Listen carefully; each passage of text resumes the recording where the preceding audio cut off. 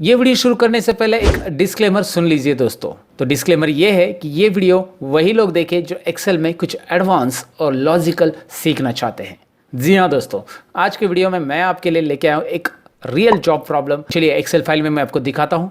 यहाँ पे Excel file मैंने ओपन की है और आपको दिखाई दे रहा है कि मैंने सब्जेक्ट 1, सब्जेक्ट 2 और सब्जेक्ट 3 में कुछ मार्क्स लिखे हैं, लेकिन आपको दिखाई दे रहा है सब्जेक्ट 2 के मार्क्स मैंने इस तरह से लिखे। अब इस तरह से क्यों लिखे आपको पता रहेगा। अगर आप स्कूल गए रहेंगे तो आपको पता है कि अगर आपको 30 मार्क्स मिलते हैं तो स्कूल की तरफ से 5 मार्क्स आपको ग्रेस मार्क्स मिलते हैं। मतलब आपको 30 to 34 के बीच में कितने भी मार्क्स मिलते हैं तो आपको 35 होने के लिए कुछ प्लस मार्क्स दिए जाते हैं, ग्रेस मार्क्स दिए जाते हैं, और वो इस तरह से स्कूल के रिजल्ट में लिखे जाते हैं। शायद आपने देखा होगा आपके रिजल्ट्स में वगैरह इस तरह से मार्क्स लिखे गए आपको 35 मार्क्स पासिंग के लिए। लेकिन अगर आप ये एक्सेल में लिखते हो और इसका एडिशन करना चाहते हो तो प्रॉब्लम क्या होता है। सपोज आप ये सम फॉर्मूला यहाँ पे लगा देते हो तो आप इन तीनों सेल्स को सिलेक्ट करते हो तो आप देख पाएंगे कि यहाँ पे ये दो ही सेल्स का एडिशन हो चुका है, 47 और 51 का 98। लेकिन ये 34 + 1 ऐड नहीं हो रहा है क्योंकि वो नंबर्स के तौर पर यहाँ पे ट्रैक नहीं हो रहा है, इसमें मैथमेटिकल साइन यूज किया गया है। तो आपको ये समझ में आया होगा। वैसे ही आप ये सब्जेक्ट 1 में है, यहाँ पे सब्जेक्ट 3 में है, आपको दिखाई दे रहा है ग्रेस मार्क्स यहाँ पे 5 दिए गए 35 होने के लिए, यहाँ पे 4 दिए हैं 35 होने के लिए। ऐसे ही यहाँ पे सब्जेक्ट 1 में तो कोई भी स्टूडेंट्स के लिए अगर आप ग्रेस मार्क्स देते हैं और एक्सेल में आप उसकी टोटल करना चाहते हैं तो आज कैसे करेंगे सीखने वाले हैं दोस्तों। इसका सोल्यूशन यहाँ पे है, लेकिन मैं आपको बताऊँ कि अगर आप खुद ये कैलकुलेट करना चाहते हो तो इस वीडियो को पॉज कीजिए और कैलकुलेट करके देखिए आपको इसका सोल्यूशन आ रहा है कि नहीं आ रहा है। इस वीडियो में तो मैं इसका सोल्यूशन बताने वाला हूँ, इसलिए मैंने स्टार्टिंग में डिस्क्लेमर बता दिया है कि ये वीडियो वही देखें जो कि कुछ एक्सेल में लॉजिकल फंक्शन या लॉजिकल फॉर्मूला अप्लाई करना सीखना चाहते हैं। तो चलिए इंटरेस्टिंग टॉपिक शुरू करते हैं। मैं मेरा इंट्रोडक्शन देता हूं। मैं सतीश, लर्न मोर चैनल में आप सबका स्वागत है। चलिए शुरू करते हैं।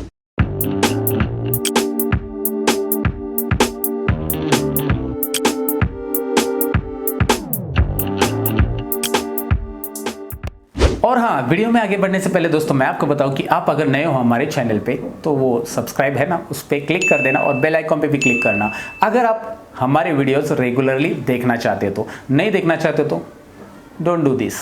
Let's begin our today's topic. तो दोस्तों यहाँ पे एक्सेल शीट में आपको मैंने इंट्रोडक्शन में बता दिया है कि मुझे इनका टोटल करना है, इनका भी करना है। तो ऐसा कौन सा लॉजिकल यहाँ पे मैं फॉर्मूला फंक्शन यूज़ करूँ कि ऑटोमेटिकली ये नंबर्स भी ट्रैक हो जाए और इनमें एडिशन आ जाए। तो मुझे अगर 1000 स्टूडेंट का यहाँ पे रिपोर्ट्स निकालना है या रिजल्ट बनाना है तो आपको पता है कि ये फॉर्मूला आपको नॉर्मली बहुत पेचीदा लगेगा, मतलब कैसे देना है समझ में नहीं आएगा। तो मैं एकदम आसान तरीके से इसे एक्सप्लेन करूंगा आपको और आपको समझ में आएगा, इसकी मैं गारंटी देता हूं। और आपने भी ट्राई किया होगा, और ट्राई किया तो मुझे कमेंट सेक्शन में ज़रूर लिखिए क्या फार्मूला बनता है। वीडियो देखने के पहले लिख दीजिए और वीडियो देखने के बाद तो आपको फार्मूला पता चलेगा कि आपका करेक्ट है या नहीं है। चलिए मैं सबसे पहले आपको बता देता हूँ कर क्या रहा हूँ। मैं आपको बताता हूँ यहाँ पर मैं लेफ्ट फंक्शन यूज़ करने वाला हूँ, लेकिन पहले लेफ्ट फंक्शन से क्या होता है मैं आपको दिखाता हूँ। लेफ्ट फंक्शन इस सेल के अंदर, मैं फिलहाल इस सेल का ले रहा हूँ, ट्रैकिंग कर रहा हूँ। इस सेल के अंदर मैं लेफ्ट साइड से 2 नंबर लूँगा। तो इससे होगा क्या मैं आपको दिखाता हूँ। इस सेल में लेफ्ट साइड के जो 2 नंबर है वो आपको यहाँ पे दिखाई दे रहे हैं दोस्तों।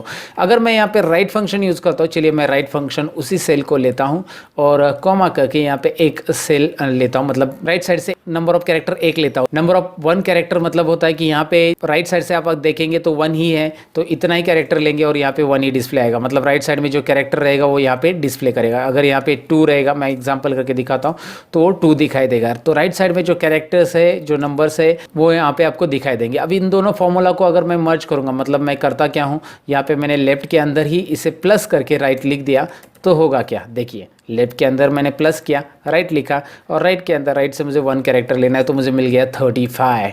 ओके, गॉट इट दोस्तों। तो ये सिंपल है, लेकिन आपको क्या करना है, हर एक सेल में इसे ट्रैक करना है। क्योंकि यहाँ पे देखोगे तो यहाँ पे सब्जेक्ट 1 में आपको वैसे दिखाई दे रहा है, यहाँ पे सब्जेक्ट 2 में भी है और सब्जेक्ट 3 में भी। तो हर एक सेल के लिए हमें लेफ्ट राइट का ये फॉर्मूला देना है।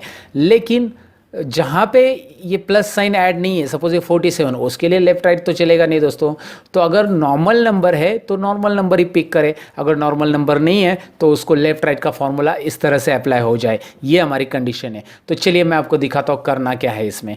तो मैं यहाँ पे इसे डिलीट कर देता हूँ। तो इसके लिए मैं यहाँ पे इफ फंक्शन यूज़ करूँगा और इफ के अंदर इज नंबर फंक्शन यूज़ करूँगा। अभी मैं इज नंबर के बारे में पहले आपको बता देता हूँ ताकि आपको समझ में आएगा इज नंबर करता क्या है।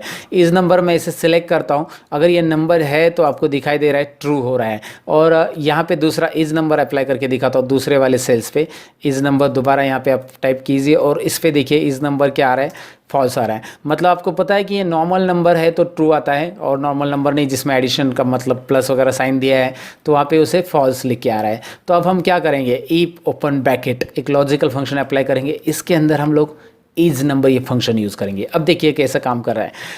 इस सेल को मैं सिलेक्ट कर रहा हूँ, इस सेल में अगर नंबर है तो नंबर है, और ये नंबर है तो क्या क्या लिखेंगे हम लोग, ये कंडीशन ट्रू आ रही है, ट्रू आ रही है, ट्रू आ रही है तो हम लोग इसको एज इट इज़ लिखेंगे। मतलब अगर ये सेल में नंबर है तो नंबर एज इट लिखेंगे, अगर नंबर नहीं है वो फॉल्स आता है तो हम लोग लेफ्ट राइट का फंक्शन अप्लाई करेंगे, जो लेफ्ट राइट का फंक्शन अभी किया था हमने apply. So left this cell, यही सेल लेंगे क्योंकि हम ड्रैग करने वाले, और इसमें से लेफ्ट साइड के 2 नंबर लेंगे। लेकिन ये कंडीशन कब अप्लाई होगी, जब वो नंबर नहीं है। फिलहाल तो ये नंबर है तो डायरेक्टली 47 प्रिंट होने वाला है, यानी 47 यहाँ पे अप्लाई होगा। मैं आपको दिखाऊंगा रिजल्ट।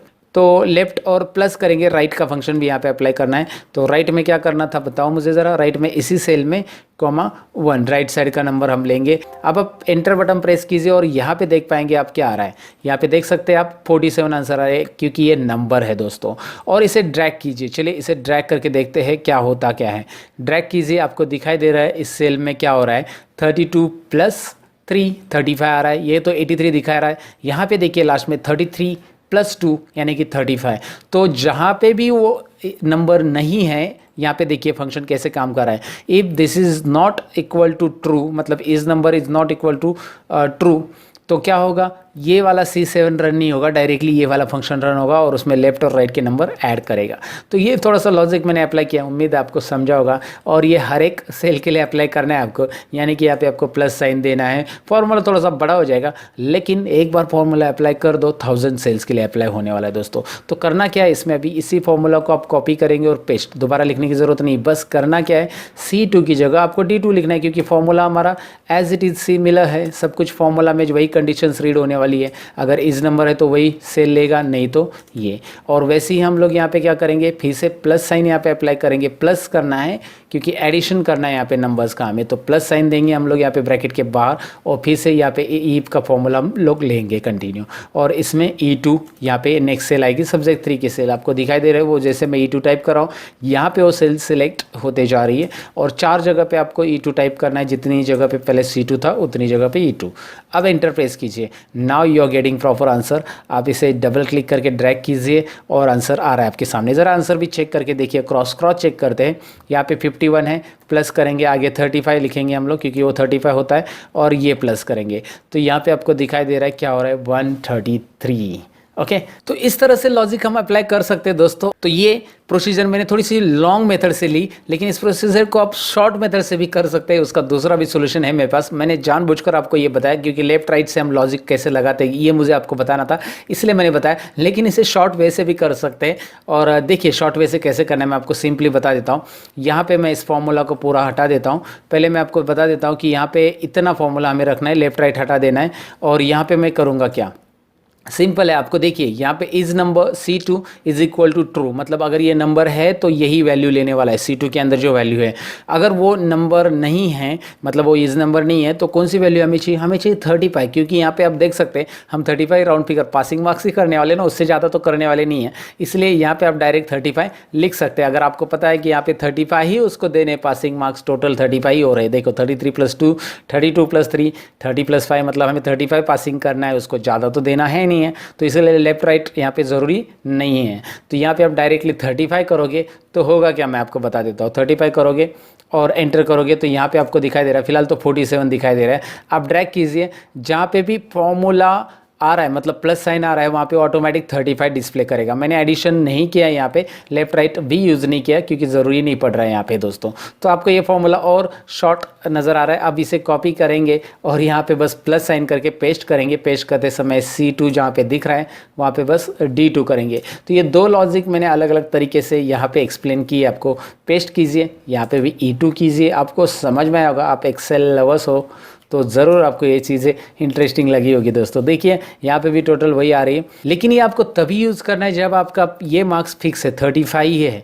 लेकिन अगर कई जगह पे ऐसा होता है कि आपको प्रैक्टिकल में इतने मार्क्स मिले और ऑब्जेक्टिव या फिर थेरी जो होता है उसमें अलग मार्क्स मिल रहे, तो प्रैक्टिकल और थेरी का अलग अलग टोटल आ रहा है, तो आपको यहाँ पे लेफ्ट राइट ही फंक्शन यूज़ करना पड़ेगा। जो पहले वाली मेथड है वो यूज़ करनी पड़ेगी। लेकिन ये ग्रेस मार्क के तौर पर दिया है आपने, प्रैक्टिकल और थेरी एडिशन नहीं लिखा है यहाँ पे।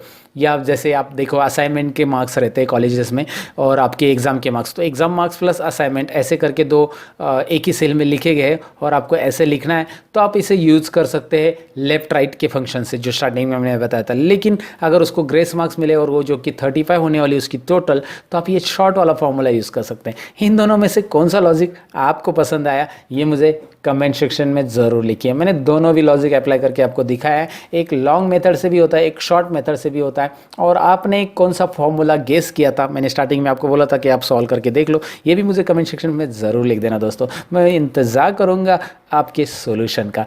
उम्मीद है आपको ये टॉपिक पसंद आया होगा। कुछ नया और इंटरेस्टिंग टॉपिक एक्सेल के अंदर मैंने लिया था आपके लिए। ज़रूर कमेंट लिखिएगा कैसे लगा आज का टॉपिक।